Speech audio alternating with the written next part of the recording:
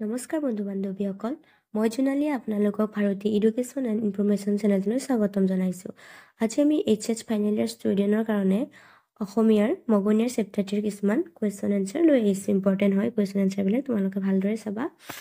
1 number কুৱেশ্যনটো আছে, অসমীয়া সাহিত্যত প্ৰথম কথা কবিতা ৰচনা কৰা কবিগৰাকী কোন? উত্তৰ যতীন্দ্ৰনাথ দুৱৰা।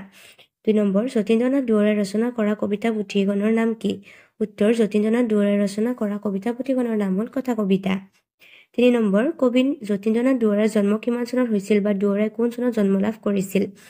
উত্তৰ 1892 চনত শিৱসাগৰৰ আমোলপট্টিত যতীন্দ্ৰনাথ বৰুৱাৰ জন্ম হয়। 4 নম্বৰ, যতীন্দ্ৰনাথ দুৱৰাৰ উমৰ তীৰ্থ কোনগৰাকী ফাৰ্চী চুফী কবিৰ কাব্যৰ ভাৱানুবাদ অথবা উমৰ তীৰ্থ পুথিখনি কোনখন পুথিৰ ভাৱানুবাদ? উত্তৰ যতীন্দ্ৰনাথ দুৱৰাৰ উমৰ তীৰ্থ পুথিখনি ফাৰ্চী চুফী কবি উমৰ খায়ামৰ ৰুবায়তৰ ভাৱানুবাদ। 5 নম্বৰ, উমৰ তীৰ্থ কাব্যপুথিৰ মূল কি? সাহিত্য সৌৰভ। উত্তৰ উমৰ তীৰ্থ কাব্যপুথিৰ মূল হ'ল উমৰ খায়ামৰ ৰুবায়ত। তাৰ পাছত আছে 6 নম্বৰ, যতীন্দ্ৰনাথ দুৱৰাই অসম সাহিত্য সভাৰ কোন স্থানত অনুষ্ঠিত অধিৱেশনত সভাপতিত্ব কৰিছিল অথবা অসম সাহিত্য সভাৰ সভাপতিৰ পদ দুৱাৰদেৱে কিমান চনত আৰু কোন অধিৱেশনত অলংকৃত কৰিছিল? উত্তৰ 1955 চনত গুৱাহাটীত অনুষ্ঠিত অসম সাহিত্য সভাৰ অধিৱেশনত যতীন্দ্ৰনাথ দুৱৰাই সভাপতিত্ব কৰিছিল আৰু বা অলংকৃত কৰিছিল। 7 নম্বৰ, মগনীয়াৰ পাঠটি ক'ৰ পৰা সংগ্ৰহ কৰা হৈছে? উত্তৰ মগনীয়াৰ পাঠটি যতীন্দ্ৰনাথ দুৱৰাৰ কথা কবিতা নামৰ কথা পুথিখনৰ পৰা সংগ্ৰহ কৰা হৈছে। 8 নম্বৰ, ৰুছ সাহিত্যিক তুৰ্গেনিভৰ কোনটো কথা কবিতাৰ লগত মগনীয়াৰ সাদৃশ্য আছে অথবা কোনটো ৰুছ কথা কবিতাৰ লগত মগনীয়াৰ কবিতাৰ সাদৃশ্য দেখা যায়? উত্তৰ দ্য বিগাৰ্ড নামৰ ৰুছ কথা কবিতাৰ লগত মগনীয়াৰ কবিতাটোৰ সাদৃশ্য আছে বা দেখা যায়।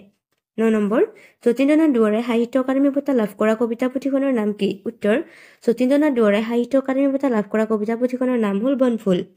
10 নম্বৰ, কথা কবিতা ৰচনা কৰোঁতে কোনগৰাকী আফ্ৰিকাৰ লেখিকাৰ দ্বাৰা যতীন্দ্ৰনাথ দুৱৰাই অনুপ্ৰাণিত হৈছিল? উত্তৰ কথা কবিতা ৰচনা কৰোঁতে আফ্ৰিকাৰ লেখিকা অলিভ ষ্টাইনাৰৰ দ্বাৰা যতীন্দ্ৰনাথ দুৱৰাই অনুপ্ৰাণিত হৈছিল। তাৰপাছত আছে 11 নম্বৰ, তুৰ্গেনিভ আৰু অলিভ ষ্টাইনাৰ ক'ৰ সাহিত্যিক? উত্তৰ তুৰ্গেনিভ ৰুছ দেশৰ আৰু অলিভ ষ্টাইনাৰ আফ্ৰিকাৰ সাহিত্যিক। 12 নম্বৰ, যতীন্দ্ৰনাথ দুৱৰাক কি বুলি কোৱা হয় বা কি বুলি কোৱা হয়? যতীন্দ্ৰনাথ দুৱৰাক বনফুলৰ কবি বুলি কোৱা হয়। 13 নম্বৰ, সাহিত্যিক অকাডেমী বঁটা লাভ কৰা প্ৰথমগৰাকী অসমীয়া কোন? উত্তৰ সাহিত্যিক অকাডেমী বঁটা লাভ কৰা প্ৰথমগৰাকী অসমীয়া যতীন্দ্ৰনাথ দুৱৰা। 14 নম্বৰ, অসমীয়া কথা কবিতাৰ প্ৰথম পুথিখনৰ নাম কি? উত্তৰ অসমীয়া কথা কবিতাৰ প্ৰথম পুথিখনৰ নাম কথা কবিতাৰ পুথি। 15 নম্বৰ, যতীন্দ্ৰনাথ দুৱৰাই কোনখন কাব্যগ্ৰন্থৰ বাবে সাহিত্যিক অকাডেমী বঁটা লাভ কৰিছিল? উত্তৰ যতীন্দ্ৰনাথ দুৱৰাই বনফুল কাব্যগ্ৰন্থৰ বাবে সাহিত্যিক অকাডেমী বঁটা লাভ কৰিছিল। 16 নম্বৰ, কাৰ ৰচনাৰ আলমত দুৱৰাই কথা কবিতা ৰচনা কৰিছে?